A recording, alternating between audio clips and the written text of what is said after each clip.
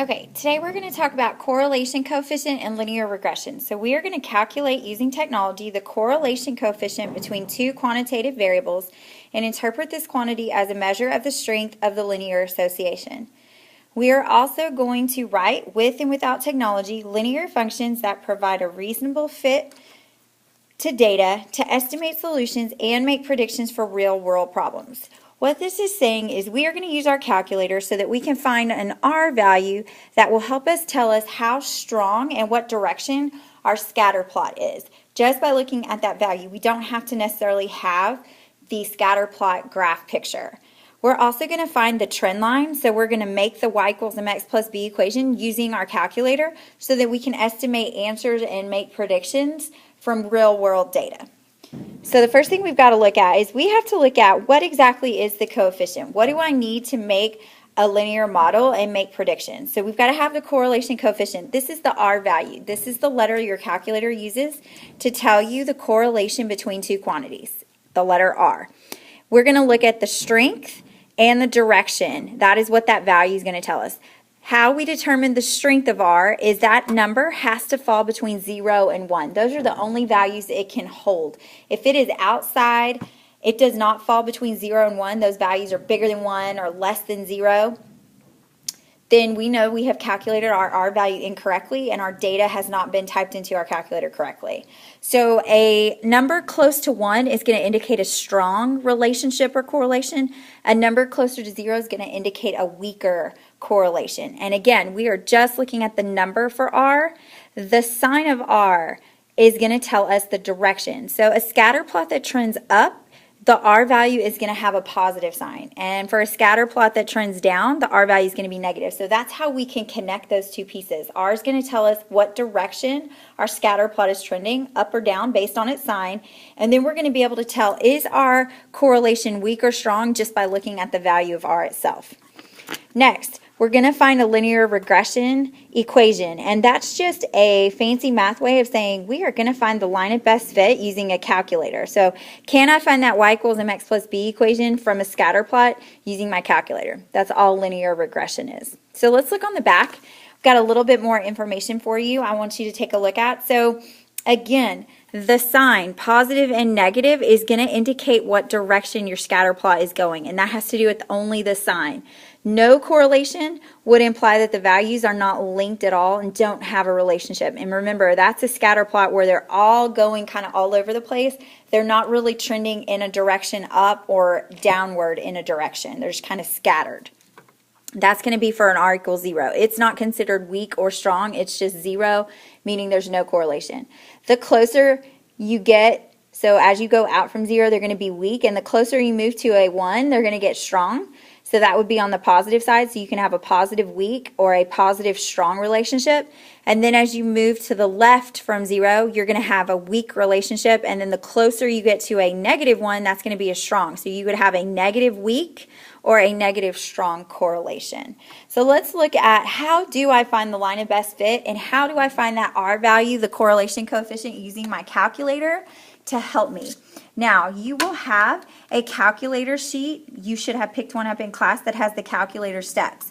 You are going to need to know those for your test on Thursday. You will not be able to use that cheat sheet on this test. Okay, so first thing I want to do is we are going to get our calculator here. We're going to clear our memory. Okay, and the first thing I want to do to determine the line of best fit, that is going to be your y equals mx plus b equation. And to describe the relationship, that is where we have to find that R value. Okay, so there's just some things we got to do to get our calculator set up. First thing we've got to do is we've got to turn on our stat diagnostics. So here's how we do that. We press mode, and we're going to arrow down to the next screen until we see stat diagnostics, and currently they are set to off. We want to go over to the right and hit enter to turn on our stat diagnostics. This is going to allow us to see R in just a minute when we input some data in the calculator. Now I'm going to hit second mode and go back, and now I'm ready to type in my table of data. So I've got to know that my latitude is X and my temperature is Y. So I'm just going to make that a little darker. Okay, And I'm going to type in stat for statistics. This is where you go if you are typing in data, statistics. And we're going to hit enter because we want to edit. L1 is going to be our X column. So all of our X values are going to go into L1. So you just type in the number and then hit enter to put it into the table. So I'm going to type in all of my data for X. 80 is the last one, and now I'm going to right arrow over to L2, and the L2 column in your calculator is going to match up with the Y column value. So I'm going to type in our Y value column. You want to make sure that you are typing carefully, because if you make a mistake, your line of best fit is going to be off. Another check, you want to make sure that when you finish typing in both columns that they are even. If one column is longer than the other, then that tells you you have either double typed a number or you have missed an input or output value somewhere, so your ordered pairs are off. All right, so once I've typed in my data, here's what I'm going to do. I'm going to go to Y equals, and I'm going to turn on my stat plot. So to do that, you just arrow up. You see where it says plot 1, you go up and you hit enter, and now there's a dark box around plot 1. And what that does is it tells my calculator, hey, all those ordered pairs we just typed in the stat window, I want you to plot them for me. So it's going to make a scatter plot of all this data for me, so I don't have to do it myself. All right, and now I need my Y equals equation. So this is where we're going to get a value for slope, a value for y-intercept, and then we're going to get a value for r. And here's how we do this. We press stat again, and this time we're going to arrow over to calc, which is short for calculate. And I want it to calculate the linear regression equation. And if you look at option 4, it says linear regression, ax plus b. So I'm going to press 4, and then we're going to arrow down to calculate and press enter. And if you notice, you've done this last year. You just had y equals ax plus b. You had a equals and b equals. You didn't have this information, this data for r squared and r. That is statistical data that we are going to use and analyze just by looking at those values. But r squared is not used in Algebra 1. We are only going to focus on a, b, and r. So what we're going to do now is we're going to copy this data onto our paper. So if we hit clear or something happens, we won't lose this information. So negative 1.0605. Now I recommend only writing out 4 decimal place values from this, because as you can see, some of these numbers are very long. And we're going to be copying this into our y equals screen here shortly. So I want to make sure that I don't have so many numbers that it's confusing. Now, you want to make sure you are rounding properly. So I've got 92.30888, and that's why I wrote 0.3089, because this 8 out here is going to make that go up to 3089 after the decimal place value. Please make sure you are rounding appropriately. So now for r, I've got negative 0.970. Now I've got to decide, is that 1 going to be a 1 or is it going to bump up to a 2? And I see a 7, so I have to round up. And so now I have my A and B values. Now I can make my line of best fit, my y equals mx plus b equation. I'm going to abbreviate my line of best fit. So I'm going to write y equals, remember, slope is really a, so it's going to be negative 1.0605x. And then since b is positive, it's going to be plus 92.3089. And that's what we're going to type into y equals in just a minute for our line of best fit. So when we graph it, we're going to see our scatter plot and our line of best fit all in one screen. But I'm going to turn your attention to your R value for just a second. Now we're going to talk about the direction and the strength of our scatter plot. So first thing you want to look at is you want to look at the sign. And what is that sign? It is negative. And what does negative tell us? Negative tells me that my scatter plot should be trending in the downward direction. So my scatter plot is going to be going down like this, slanted downward. Okay, next we're going to look at the value of R, just the number itself. So we look at the sign and the number separately, apart. So I have 0.972, and I ask myself, is that number closer to 0 or is it closer to 1? And 0.970 is close to 1,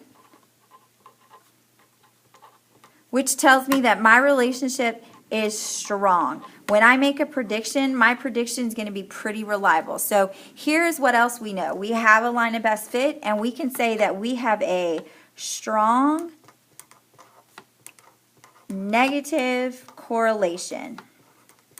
And I got those two descriptions just by looking at the value of R. Finish writing that out. Okay, so my scatter plot should have a strong negative correlation. So now we're going to check this and see, does my scatter plot match up with the description that the R value is giving me? So I'm going to go to Y equals. I still have my stat plot on, and I'm going to copy in my line of best fit. Don't leave out your X, plus 92.30089. And now I'm going to set my window to a statistics window. Your first instinct is to hit graph, and just by looking at my numbers, I can see how some of these ordered pairs are not going to fit into my regular graphing window that my calculator is set to by default. So what I'm going to do is I'm going to change it to a statistical setting window. And here's how you do this. You press zoom 9.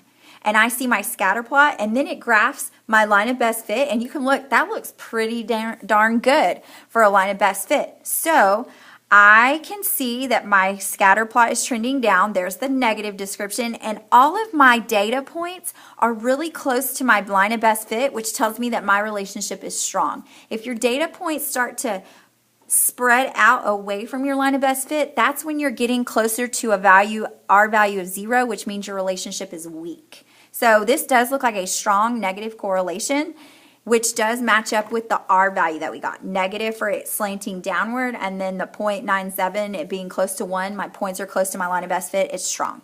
Now we're going to predict the temperature for a latitude of 55 degrees. Okay, so the first thing you've got to do is you've got to decide that's either an X value or a Y value. Which quantity does latitude of 55 degrees fall under? So I'm going to go back to my table, and I see that latitude are all my X values. So they have given me an X value of 55, which means they're really asking me for the temperature. So the temperature is, I've got to find my Y value. So then the question is, where can I go in the table to find input and output pairs? I go to the table. So to get to the table, I just hit second graph. So I'm going to go to second graph. And again, we're going to an X value 55. So we're going to scroll down to 55 and you just hold the down button. And usually you don't have to scroll very far. So just make sure if you go past 55, you can always go back up with your arrow keypad. 54, 55. So it looks like the temperature is about 33.981 degrees. 981 degrees, and this is being measured in Fahrenheit, so I'm going to put degrees Fahrenheit. So I'm close to about approximately 34 degrees Fahrenheit if I wanted to give that as an estimated whole number temperature value. And that is how you find the line of best fit, the correlation coefficient, and how you analyze that number. Remember, it's two descriptive words, and how you use your line of best fit to make a prediction. So now we're going to look at what happens when I don't have a table. What if I have a graph that I have to make a prediction from, and I need a line of best fit to do it? So here's what we're going to do. We are going to follow the same process, except now I've got to find 2 points. And just a note, these do not have to be one of the data points for the scatter plot. If you look at this scatter plot here, I cannot easily, without estimating the input-output pairs, so none of these scatter plots are going to be really good scatter plots to use as far as data to get my line of best fit. So what I'm going to do is I'm going to have to choose 2 points that will make a good line of best fit for this graph line of food and beverages. So I'm kind of just looking and trying to pick out a y-intercept if you have to pick a point is a good starting place. So again, I don't want to have to estimate. So I'm going to use one of these y-intercepts that's on a grid line. And if I look, 20, that just looks to be slanted If I slant it right at 20, that's too high. And if I slant this way, it's not going to fit my data. So I think 20 is too high. So the next option I have is to use the origin. And it is okay. Sometimes the origin is a good y-intercept. If my data points had been a little bit higher, 20 may have been a good starting point to use. Okay, so I'm just going to then kind of look out and see 440, no, that doesn't really fit. 660, I could use 460. I think right here, doesn't that look like a good spot right here? And I'm covering up 2 data points. So that looks to be 680. If I draw and connected that line of best fit there, that looks like a pretty good line of best fit. So I'm going to use 680. I'm going to go ahead and sketch this though here. So you can see that trend line looks pretty good. Now again, there were several other points that you probably could have used, but 680 seems to work well with my y-intercept. So here's what we're going to do. We're now going to get our calculator and we're going to go ahead and clear our memory because I want to walk back through how you set your diagnostics and turn those on. So remember, we go second plus 712. There we go. We go to mode and we go down to the next screen. And we want to find stat diagnostics, and because we cleared our memory, it's off. We're going to turn it on by hitting enter, moving that box to on, and we're going to second mode. And now I want to type in my table of data, and remember, your table of data are your 2 ordered pairs. So 0 and 6 are your x values, 0 and 80 are your y values, so now I know what to type in L1 and L2. And to get to that, I have to press stat for statistics and enter to edit, to enter it in. Because we're changing this table. 0, enter, 6, enter, 0, enter, 80, enter. And now I've got my 2 ordered pairs, 0, 0, and 680. Remember, you just need 2 points if you have a graph of a scatter plot. You just need to find 2 good points, and that'll work. All right, so now we're going to go to y equals, and we are going to go up to plot 1 and hit enter to turn on our plot so that our scatter plot of these 2 points will be plotted for us. And now I'm going to find my equation. So I'm going to go to stat. I'm going to right arrow over to calculate screen so I see the options change, and I want to pick option 4, linear regression. And now I'm going to arrow down to calculate, and I'm going to hit enter because I need an A, a B, and I need my R value.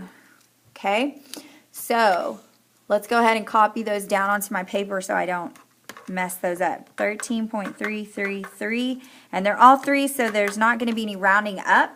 My B is 0 because we selected a y-intercept of 0, and my R value is 1. Again, you will ignore the R squared line. You only want A, B, and the bottom R.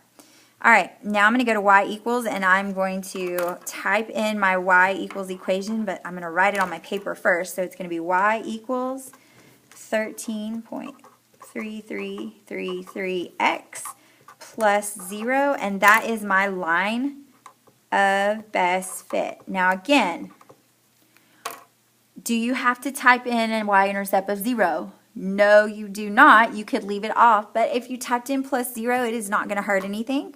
So we're going to type in 13.3333x. I'm going to go ahead and type in the plus 0 just to show you it doesn't hurt if you use that. And then we're going to graph. But first, before we graph, let's see if we can figure out what our scatter plot should look like. What's the direction and what's the strength by looking at our R value. And you can see that R is positive, so we know that the direction of our scatter plot should be going in the up direction. And then I'm going to look at the number of R itself, and because this is close to 1, I can't think of any number that's closer to 1 than 1 itself. That tells me that it is strong. So I know that I have a strong positive correlation. Now I'm going to double check that I can see this in my scatter plot when we hit graph in just a minute. Correlation. There we go. Okay, so remember, we've got to set this to a statistical graph window. So we do that by pressing zoom 9. Now all of these steps are again on that graph cheat sheet that I created for you. Please use that, but you will not be able to use that on the test. And we can see our 2 scatter plots at 0, 0, and then 680, and then our line of best fit. That's all we're going to see, even though there are more on a graph. We did not type all of those in. We only used the 2 that created our line of best fit. And it does look like a strong positive. Our 2 points are exactly on the line, and our graph line is going in the up direction, so that does match positive. And now we're going to figure out what our prediction is. So they want us to predict the total spent on food and beverage for 15 people. And we just got to decide, is 15 people, is that an X or a Y value? And if I'm not sure, I'm going to go back and look at my graph. And number of people is on the X value, so those are our X numbers, and we have total spent in dollars on the Y value.